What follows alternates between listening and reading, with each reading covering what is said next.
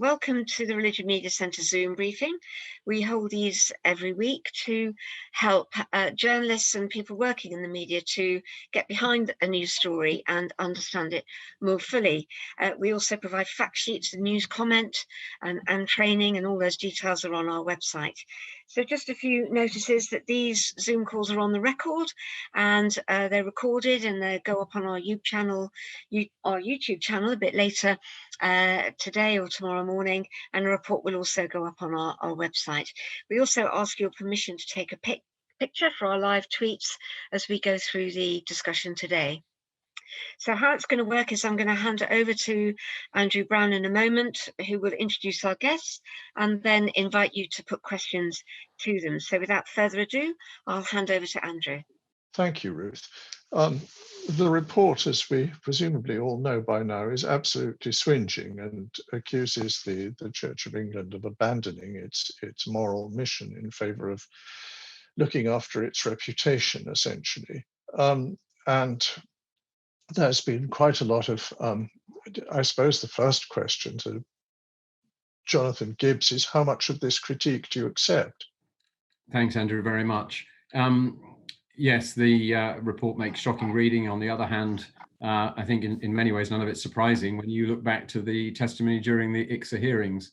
The Church of England failed catastrophically in its duty to care for children and adults at risk. I fully accept the weight of those criticisms. We need to hear that, we need to take it to heart. And the next question is then, well, what are we going to do about that? I just want to pay a particular word of thanks, in particular to the survivors who've shown such courage in speaking up, in holding this to account, and our commitment to working with them to bring about the change that we all need. Yes, well, we have here Andrew Graystone, who is to some extent a representative of the survivors. Andrew, do you feel that the church has taken on board what you've been saying? I feel it's entirely to be seen. There has been, none of this comes as very much surprise, not least because the hearings were several months ago now. And so all that is being said in the report has been known already. And yet there's been a lack of decisive action from the church, and survivors are left this morning, those I've spoken to, saying, well, I wonder if this will amount to anything, or does the church just have a strategy to get through this week and then carry on as normal? Are we going to see real deep cultural change? And if we are, why haven't we seen it up to now? Mm-hmm. I mean, when you said, Bishop Jonathan, that we've failed catastrophically in the past, is there a date or a period when you'd like to say that you stopped failing quite so catastrophically? I think we need to recognise that we start at the moment from a very low position of trust among victims and survivors. And we need to acknowledge and to recognise that fact. This is a journey. I think there are significant watershed moments on that journey. I think there's no doubt, both at an individual level and an institutional level. In many ways, the church was in denial about the depth and reality of these problems. I think survivors have brought a dose of reality. ICSA is holding up a light to the church, a mirror to the church. That is uncomfortable. I think we're seeing significant watershed moments in terms of realization in the church. The synod debate in February was another significant moment. But having the report today certainly brings that message home again. It from my point of view, it points to many of the key issues we need to address. And I certainly want to express today my personal commitment to continuing on that journey, but we've got a long way to go. Yes, why does it take so long? I mean, a lot of this was apparent in 2015, and yet nothing is done.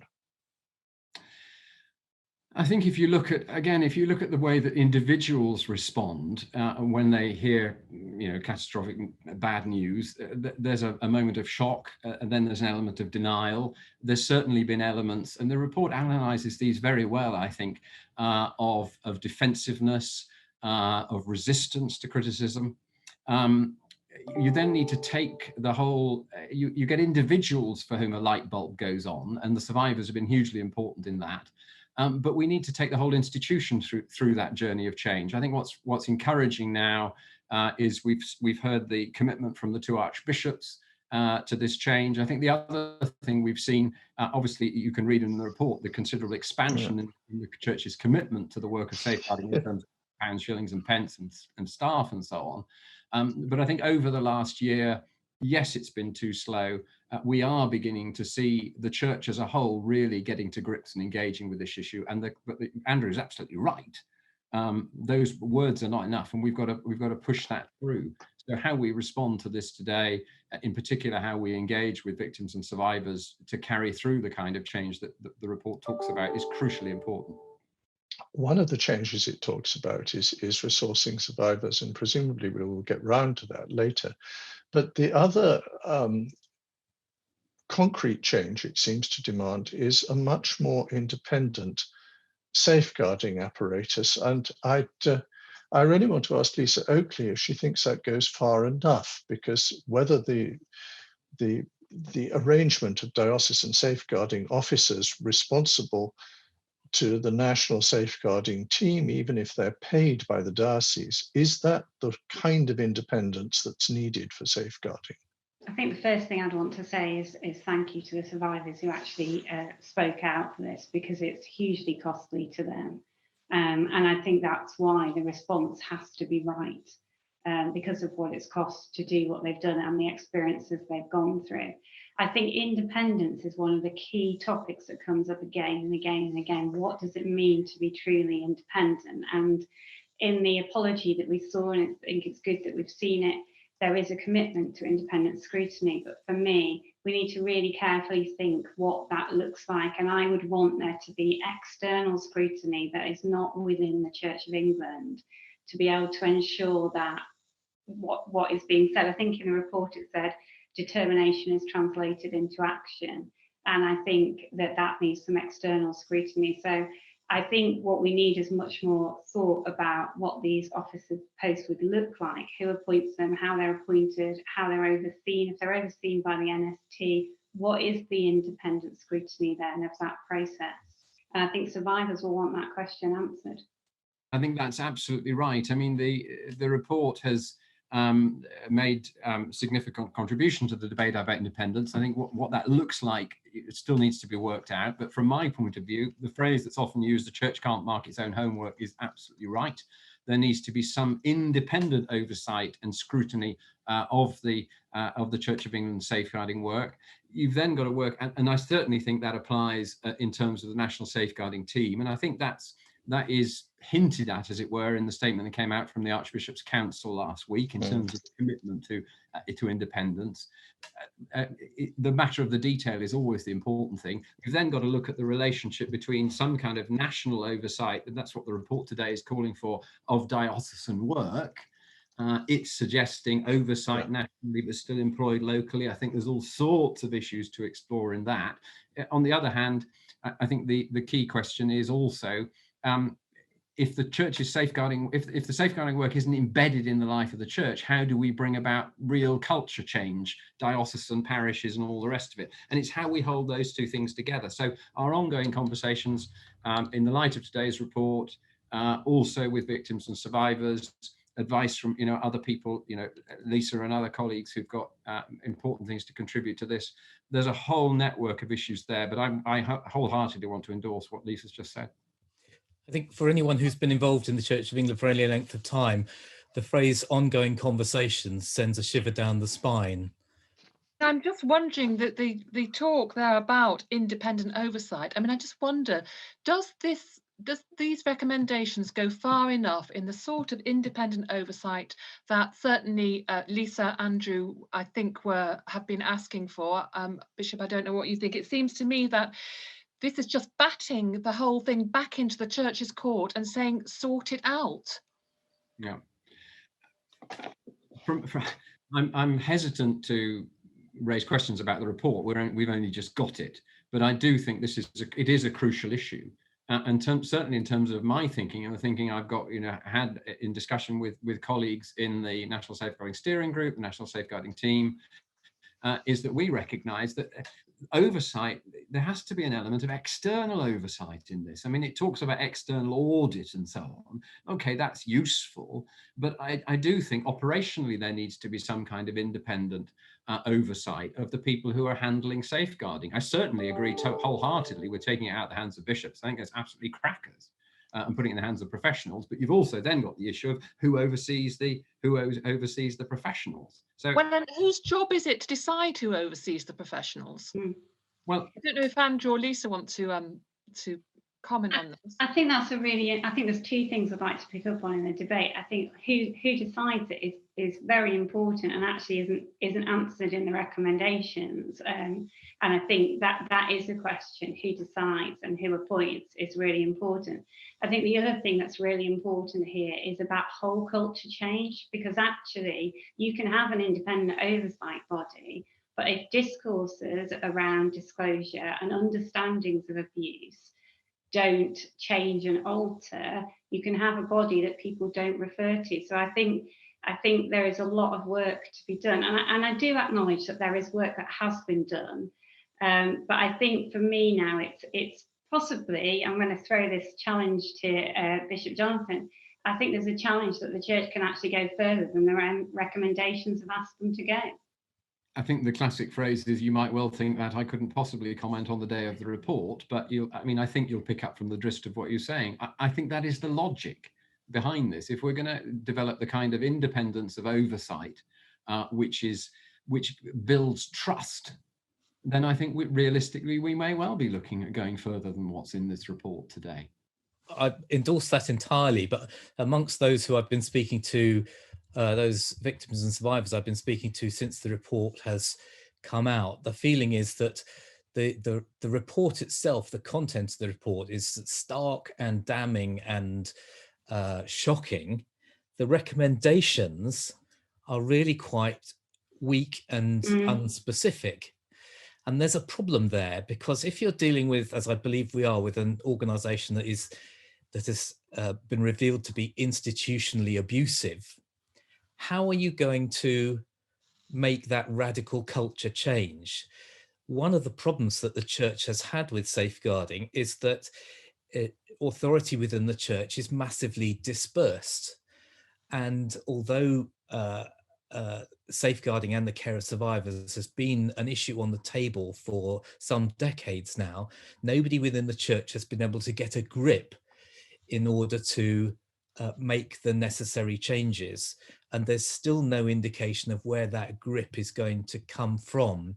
We noticed that the statement last week came from the Archbishop's Council in the name of the two archbishops. But what I needed to hear was another 39 diocesan bishops standing up and saying, yes, we are also committed to this. What we've actually had is another 39 diocesan bishops keeping their heads down, saying nothing. Power is dispersed in the Church of England, but contrition is centralised. I wanted to ask Bishop Gibb if he could expand a little on what he means by oversight. Is that something as bold as monitoring the church to spot abuse of children, reporting individuals to the police? But I'm particularly concerned about how will oversight work in relation to choosing of ordinands and preparing people for ordination. Thanks, Catherine. I think in the context of the language of oversight that we've just been talking about, we're talking about the structures and oversight of the people who are responsible for the work of safeguarding. I think there's also a question. I mean, I do think it's problematic at the moment. We've heard it in the report, the way in which diocesan safeguarding advisors, it makes a recommendation they should become diocesan safeguarding officers, so they're clear what their sort of level of responsibility is. them being embedded in local structures, diocesan secretaries and diocesan bishops, overseeing their work. So that's one issue about governance and oversight. You've then got the question of, well, how do we make this happen? You've hinted at, in terms of what's going on in parishes. I think there's one of the issues for us is, and I think maybe Lisa referred to this, is the whole question of culture change. How do we bring about real change? So that we're not so that, for instance, with regard to training, we're not just talking about, well, if you hear X, this is what you do about it, to people actually getting what culture change looks like. And there's a significant shift that's taking place at the moment in terms of the kind of training that is offered, both to volunteers, to clergy, and in particular to senior clergy like bishops, to help them, these issues, to change their attitudes so that they change practice at a deeper and more fundamental level. But this is a huge, huge journey of change. I think we've begun to make some steps. But in terms of how we make this happen, I think accountability to external partners, victims and survivors and so on, organizations like 31/8, external consultants, people like Lisa and so on, input from people like Andrew, those are all important. I do think there's a question too, it's hinted at in the report about a discussion with the Charity Commission in terms of external accountability. That's relevant not just to the Church of England, but to all charities. And I think this is part of a wider national journey of change in organisations. So, I think there's certainly a conversation to be had there as well. And what about looking at this in terms of how you choose ordinands and looking at how you prepare people for priesthood? Absolutely. I mean, it's certainly fundamental both to the selection process, the discernment process. So what do you do now, and what might you do in future? Well, I think there are already in place, but I think it's at a relatively early stage, elements of the discernment process which look at people not only in terms of checking their past and their record, but also in terms of do they understand what these ideas, what safeguarding is really about. We've just introduced a new module which had to be online because of the COVID crisis for ordinands. The feedback from that was, gosh, this expected a lot more of us than we thought, and we now do understand why this is about changing our attitudes, not just teaching us to do the right thing. So there are various moves afoot, and this is part of that wider question of culture change, of getting this in the DNA, not just in terms of focusing on processes. When you talk about culture change, I was struck by one of the most dangerous bits of the culture is clubbiness. There was a quote in the report that Archbishop Justin said that the practice of individuals attending theological colleges which reflected their own religious tradition created a like-minded approach to things and a tendency to defend the tribe. One might say that the same thing goes for summer camps. But I'm really interested in whether you think that kind of tribalism can be broken down, because we've seen very much in the cases around Ewan that a complete tribal loyalty there, people who've been to the same sort of schools, gone to the same churches and so on and so forth, closed ranks about John Smythe for years, for decades. How are you ever going to eradicate that? I think it is a real challenge. Of course, what you see in the end, if people adopt that kind of attitude and those kinds of patterns of behaviour, in the end, it is utterly disastrous for the very thing they purport to defend. And I've said in an interview earlier on today, it may or may not get used later on the BBC. I'm not here to defend the church. I'm here to be part of holding the church to account. And in the end, my loyalty, and I think this is at the heart of this in terms of understanding of the gospel, is to the kingdom of God, to the just and merciful reign of God, not to the Church of England. And I think that's got to be absolutely fundamental. It is there in the Sermon on the Mount. And I think we need to drive that home right back in our parishes and in our theological colleges and in all of those places. That's a really key, I would agree with all of that. And I think one of the things that that needs to be tackled and needs to be understood is this, if you like, this kind of dichotomy between the gospel on the one hand and safeguarding on the other, as though they're two opposed things. And I think that is in some ways the discourse around safeguarding can be very negative. And actually, part of the issue here is being able to see safeguarding as part of your ministry, not. And I think there has been a very negative discourse around safeguarding, which has not helped at all. And there has also been this sense that the gospel is more important than anything else. And my question would be, what about this looks like the gospel then, when you behave like that? So I think this discourse around safeguarding is something that needs challenging and changing, if we're actually going to see some of the change. Absolutely. If I could just say, I mean, some of you will have read the blog I published when I first took on this job. You know, I come to this out of a personal commitment, out of some of my own personal experiences. I bring a personal commitment in from that sense. I also come having worked with Home Start, the national charity that works with vulnerable children and families. I was chair of Home Start in Wirral for 6 years. We spent our time working with vulnerable children and families. This is a commitment I bring long before I became a bishop.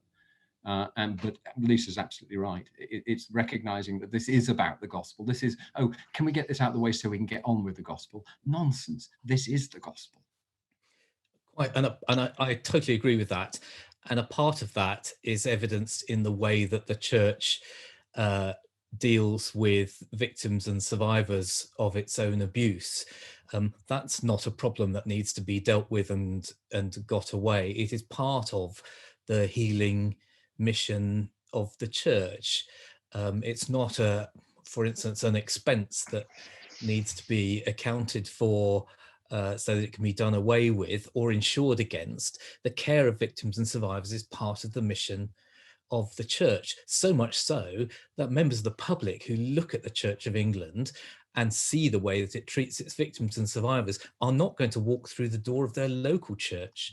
So this is a mission critical, literally mission critical issue for the church as well as for victims and survivors themselves. Absolutely. Yeah, I was very struck. Again, in the report, it points out that the current reviews of clergy performance don't touch on safeguarding at all. It's not one of the things they're monitored on. I just did an MDR last week, and there are certainly questions on safeguarding in the one I was doing with some of my local clergy last week. So I think that is beginning to shift, and it obviously needs to be absolutely central to all of our ministry development reviews. Yeah, and it clearly isn't yet. I mean, if the report can so confidently state.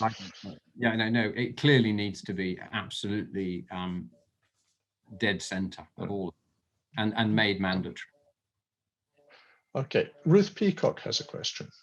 We moved on to recommendations, I think, from the report quite quickly in the conversation. And perhaps that's because we've all become immune to the stories about sexual abuse in the church that have been coming out over the last few years. But I mean, it's shocking, as you said earlier, Bishop. How do you explain it, though?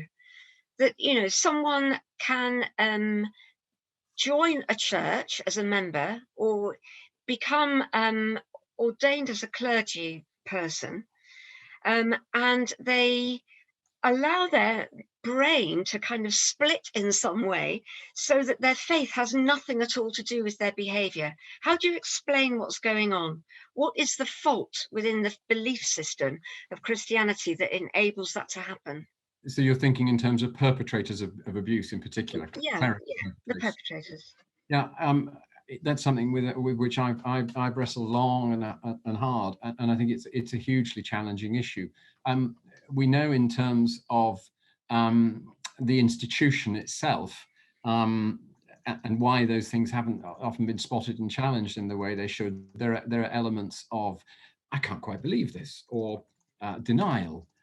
Or I know, you know, he, and it's usually he's a really nice chap. How could you possibly believe this stuff? So there's elements of naivety, and we know there are elements of collusion too. In terms of what's going on inside the human personality, how can somebody be all sweetness and light at the front of church and in the pulpit or whatever, and then be perpetrating these kinds of things.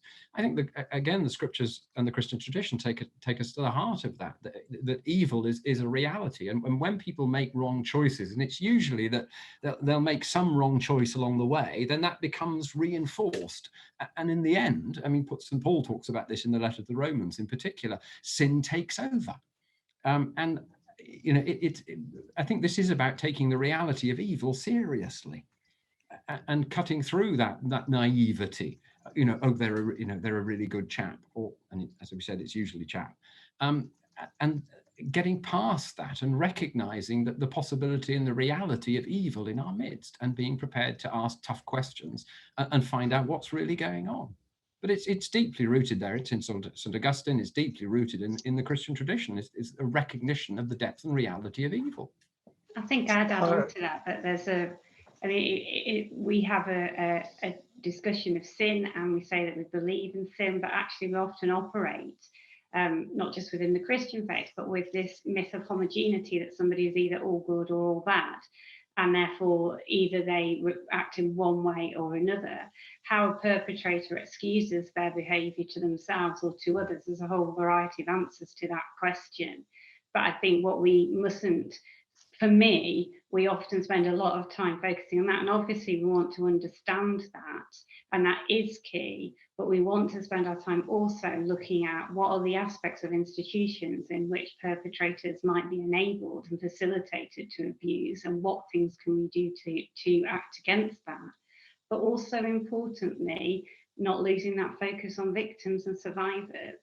And so I think there's a whole host of answers to those questions, but I think that we need to be looking at what are we doing to prevent, and what are we doing to identify and to respond quickly. And it's interesting in the report that at the final stages it talks about mandatory reporting is going to be something that's looked at across and in future aspects of the inquiry, and probably in the final report, I imagine.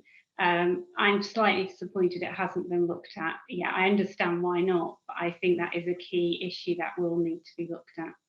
I spent an hour and a half this morning, as I do many days, listening and talking with a woman who had been raped by her local priest. There's no doubt about what happened, but in the processes of the church that have been working over this for the past 2 years and more now, the victim herself has been entirely marginalized, whilst the church asked itself questions about how could this have happened? Is this priest still fit to minister? Almost the entire process has been managed by men, in spite of the fact that the victim is a woman who was raped by a man. The victim has been marginalized, and if you want to understand sin, it's not about it's not only about looking deep within to say how could this happen, but go and talk to the victims, go and talk to those who've been hurt, and see what has been done to them. And of course, there are two issues here for that woman, as for so many other victims and survivors. She will say, I was deeply damaged by the priest who abused me over a long period, but I've been just as deeply damaged by the way that the church has dealt with me in the intervening period. And that's something that has not been put right by the report or by endless archbishops' apologies. That's this very morning, and that case is as unresolved as it ever will has been, and that woman is in deep and desperate need, not only because she was abused by a priest, but all the more so because she is in the current process of being abused by the church's structures. That needs to be dealt with today, not by a working party or a commission or a review or anything like this, but by intervention today to prevent a further injustice. I have a vulgar question. How important in all this is money? Partly for its symbolic work, but the report seems to me, and this is really directed to the bishop, to be suggesting that the church get much better at paying people and indeed set up a central fund for doing so. Do you think there's any chance of this happening? I assume you mean both redress for survivors and redress for survivors. It's redress rather than resource. I think it's back to Andrew. I think it's back to the same question very similar question to the one we were saying before. This isn't in addition to the work of the church. This is the work of the church. If we don't get this right, this undermines fundamentally the credibility of the church. So the short answer is we don't know how much it'll cost, but there are issues of justice here. There are issues of restoration. And my view, frankly, is, well, the church commissioners have got quite deep pockets. And we need to be looking to them, and they know we are looking to them to resource this, whatever it takes. So, Bishop Jonathan, how much has been set aside for reparation and repair? Andrew, you'll know that various figures, in particular the figure of £200 million, have been quoted over the last few years. My own personal view is I don't know what it will cost. The question was how much has been set aside? The approach that's being adopted at the moment is that effectively we're seeking to develop a credit line. So whatever it costs, the money will be found. So we've got a bit of pump priming money that goes into the interim pilot scheme, but that's just pump priming. And we're now in a process of going back to the church commissioners to say, okay, we need to set up a line so that whatever is needed will be provided, because we have to do that. They're crackers not to do that. I'm really curious as to why it takes so long, because when the pandemic struck earlier in the year, the church commissioners were immediately able to set aside £1 million to fund lay clerks, that's singers in cathedrals, and a further £800,000 to fund stonemasons and other craftspeople in cathedrals. And they put numbers to that really very quickly. Within a matter of 2 or 3 weeks, that money was available. But I'm dealing daily with survivors who are on the cliff edge, but can't be told how much money can be made available. Now, money isn't everything. But if you haven't got it and your disclosure to the church has left you in a desperate financial situation, then it does matter. I'm really curious as to why no figure is being put on this. Well, even as the short answer, Andrew, is that we don't know how much it will cost. But the commitment I'm giving is that we will be pushing that the money will be provided whatever it costs. Is this money for therapy, by the way? Or it's a whole host of things. I mean, in terms of the interim pilot scheme, is certainly talking about emergency funding to help people in a crisis. But we're also then talking about advocacy and therapy and counselling and life coaching and signposting to other agencies. We can't do all this on our own, who may be able to provide debt advice, financial advice, all of those kind of things. Forgive me, there's a siren just going outside. And of course, then there's the bigger issue of what does redress look like? And that's one of the issues that the longer term redress scheme will certainly have to address. So the woman I spoke to this morning, who I've mentioned before, was told by her archdeacon last year that there was £500 available to her for counselling. That money has gone long ago.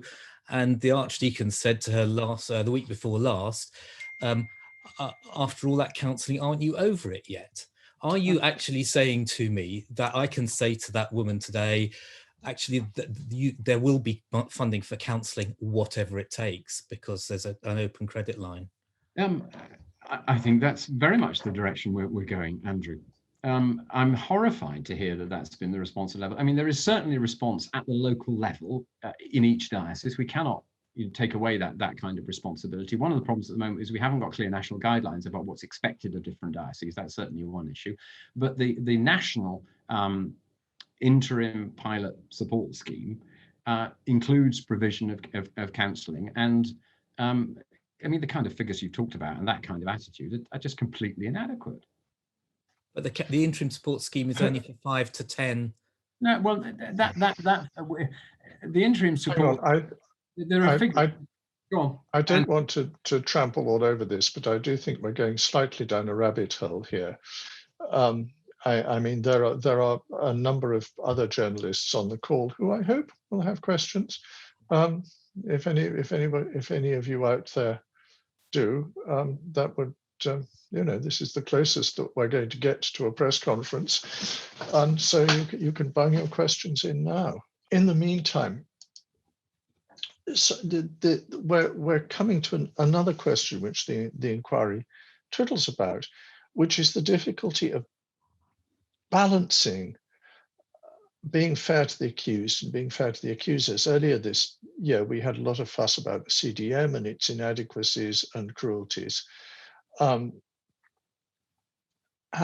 the inquiry seems to think it takes up the case of Bishop George Bell of Chichester. Now, Chichester is a wonderful is not the word, but Chichester is scandalous in two directions in quick succession. First, for all the things that bishops got away with, and then for the accusation against a bishop who appears to have been entirely innocent but was still believed. How is the church to balance that kind of thing? How do you balance fairness to somebody accused with fairness to somebody who brings a complaint? And are you getting better at that? The short answer is we need the wisdom of Solomon. And there is a real challenge there. I think there is a real sense, of course, in which our number one priority must be the care and concern for victims and survivors. But that concern for justice is not done any favors if we're not also just and fair in our dealings with those who are accused. And I think there are particular issues of justice, and in particular issues about burden of proof. In criminal cases, proof beyond all reasonable doubt. In civil cases, balance of probabilities.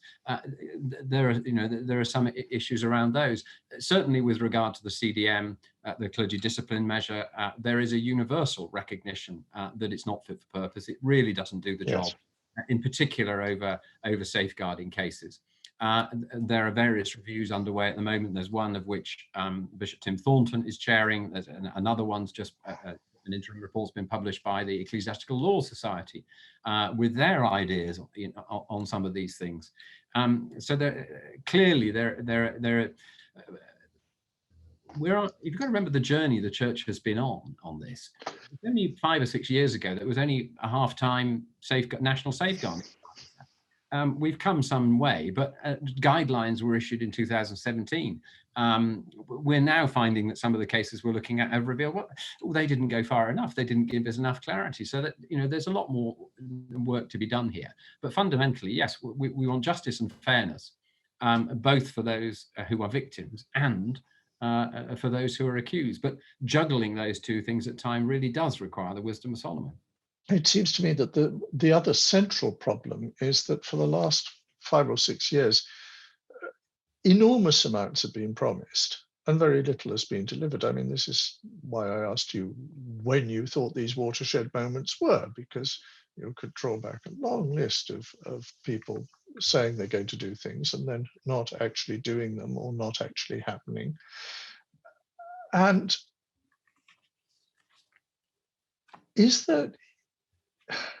are there concrete methods you could use to bring about the necessary culture change? If telling, bishops and clergy have been hearing these messages about we've done dreadfully badly, we have to change, we have to do better, consistently for the last 5 years, and it appears that they haven't.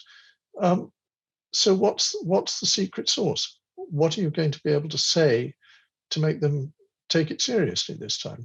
Or what are you going to be able to do?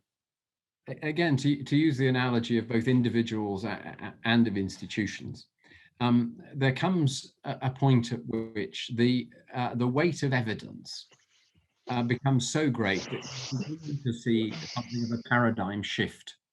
And I do think this report, building on the hearings last year, the debate at Synod and so on, is a very, very significant moment. I think we've hinted earlier on that all three of us, Lisa, Andrew, and I, that we think there's more to be done, even than we're reading in the report today. But I think that the very fact that we're the discussions that took place at the Archbishops' Council last week, the 2 archbishops coming out and speaking as they are, there is no rowing back from this. Having said that, I hear the challenge, 42 diocesan bishops, 42 dioceses. There is still an issue to make sure that we see this embedded right at the heart of each of those dioceses. And that challenge, we've still got some way to go. There's one more thing that arising from this, which the inquiry seems to be taking aim at the seal of the confessional. What is your view on that? My own view of the seal of confessional is that it is unsustainable in matters of sexual abuse. Full stop. That is my view, coming from a child protection background in terms of my work. I know there are theological differences over that, but I will continue to argue for that. In terms of, do you think your position will win?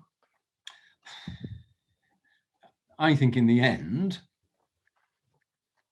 it will be unstoppable, but it will take some time. Well, thank you. I think at this we can just about draw the whole thing to a close if nobody has any further questions. Thanks, Andrew. So just to say thank you to all our guests for taking part today, and very much hope that everyone on the call will join us for our next RMC Zoom briefing, which is in a week's time. So we'll put the YouTube film up a bit later today or tomorrow morning, and the report on our website later. So thank you very much indeed for taking the time to join us, and look forward to seeing you again. Thank you.